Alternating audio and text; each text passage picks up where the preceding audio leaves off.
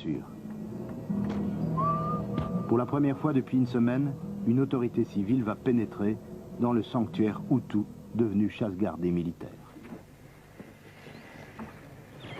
Première halte à la lisière de Kamenge.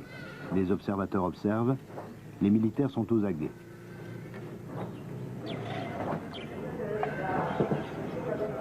Un millier de soldats sont engagés dans les opérations de ratissage. Ils avancent lentement, systématiquement. On devine leur progression au son des coups de feu qui s'éloignent peu à peu.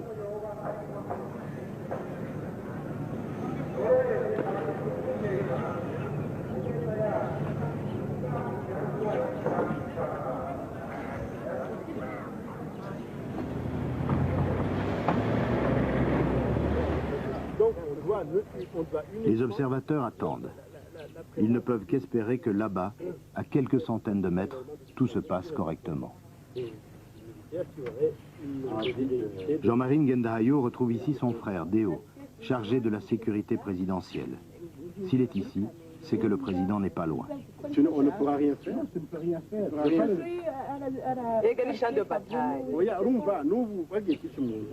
Si vraiment les gens se comportent mal, nous ne pouvons rien faire. C'est comme si... Mais c'est mieux que de rester à la maison et de dire voilà... Non, c'est bon.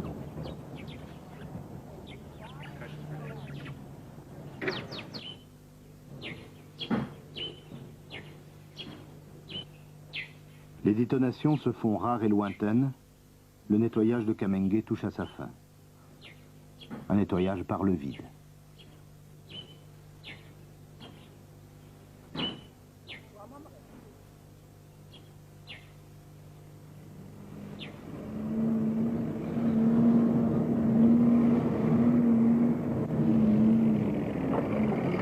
Le président de la République vient d'arriver. Il est immédiatement briefé par deux officiers. Le véhicule de sommation circule dans tous les quartiers. Au moment, je crois que c'était du côté de Bassigny, où le véhicule commençait, les militaires commençaient à se mettre en place, alors ils ont commencé à tirer. L'opération a débuté. Pratiquement, les approchages ont eu pratiquement de ce côté de Bassigny. Ici, quelques coups sporadiques ici dans Kina, Maïchibitoke. Mais l'opération s'est déroulée comme je pense que vous avez, Monsieur le Président, vous étiez au courant de l'ordre. Ça s'est déroulé exactement comme c'était prévu. Sauf l'absence des civils qui ne sont pas venus. C'est totalement faux. Nous avons donné rendez-vous par Chichara et votre colonel à nous rendre à l'ETS à 7 h du matin. À 7 h du matin, j'étais là. Et nous avons attendu. Non, la MIOB était là. Demandez à la MIOB, elle était là aussi. Quand on a commencé à tirer, il n'y avait aucun civil. Il n'y avait aucun civil. Mais si on tire sur le pot, est-ce qu'il faut croiser les bras? Non. Non, on s'était bien convenu que... Attendez, monsieur l'ambassadeur. On s'était convenu qu'une fois que ce plan commençait, que si les miliciens tirent, l'armée ne devait pas riposter. Et que nous devions être, nous, à 7 h à l'ETS, être dispatchés sur ces 3 places pour qu'il y ait appel de la population, loin des tirs des terroristes, de manière à ce que les civils qui sont dans les quartiers puissent venir. Et vous avez commencé votre opération à 6 h du matin, donc 1 heure avant la mise en place du plan. Un président encadré, escorté, abreuvé d'informations contradictoires. Un président qui n'a de cesse de rencontrer les gens de Kamenge. On l'amène voir un petit groupe de personnes regroupées le matin même.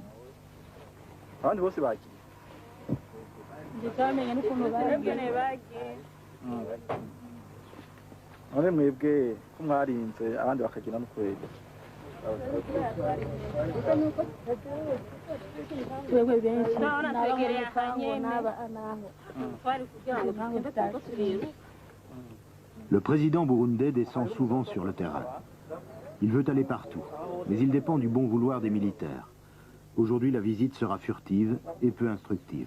Ok, prenez votre temps, je vous attends. Eh bien, nous serons à vous dans 10 minutes à peu près, Paris. Très bien reçu de Charlie Maïka. Il faudra beaucoup de patience aux observateurs ce jour-là. Toute la matinée, ils ont poireauté. Cet après-midi, enfin, ils sont autorisés à pénétrer au cœur de Kamenge pour constater les dégâts.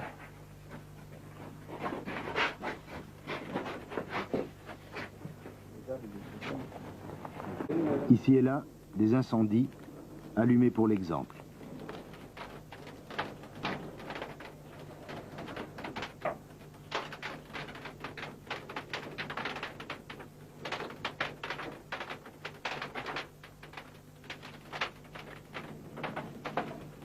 Après chaque opération de ce genre, c'est la 3e en un an, Kamenge est un peu plus inhabitable.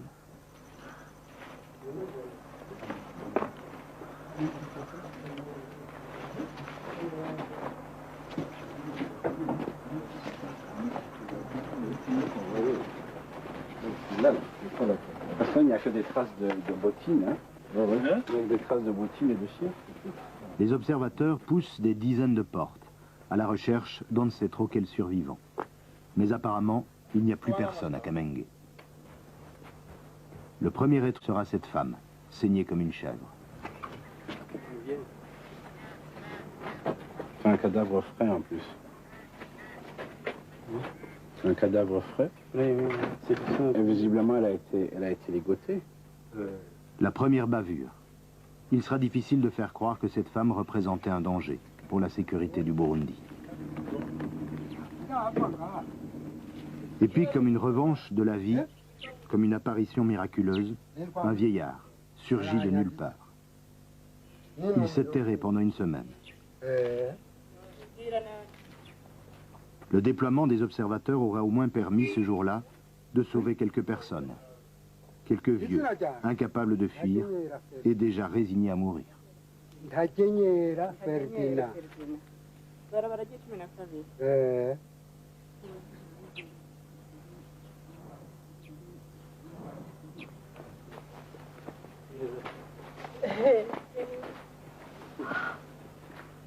Ces vieux, sauvés au hasard, sont les meilleurs témoins d'une certaine folie burundaise.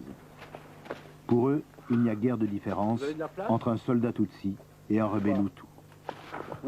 Leur violence ne s'annule pas, elle s'accumule. Madame est restée ici pendant toute une semaine, là, comme ça. Une semaine. Ces petits-enfants sont partis. Elle est restée là toute seule, était à l'hôpital. Ainsi, jusqu'à la tombée du jour, Jean-Marie Ngendahayo et ses compagnons iront d'une maison à l'autre, sur les traces de l'armée burundaise, avec le sentiment de ne pas avoir été complètement inutiles.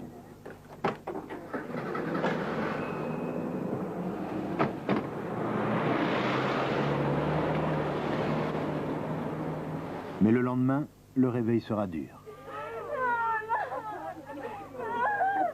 Les habitants de Kamenge commencent à rentrer et ils découvrent d'autres horreurs. Au total, le nettoyage de Kamenge aura fait une vingtaine de morts. Des gens tués gratuitement, pour le plaisir, dirait-on. Et comme d'habitude, on ne saura jamais par qui, ni pourquoi. Ces crimes resteront impunis.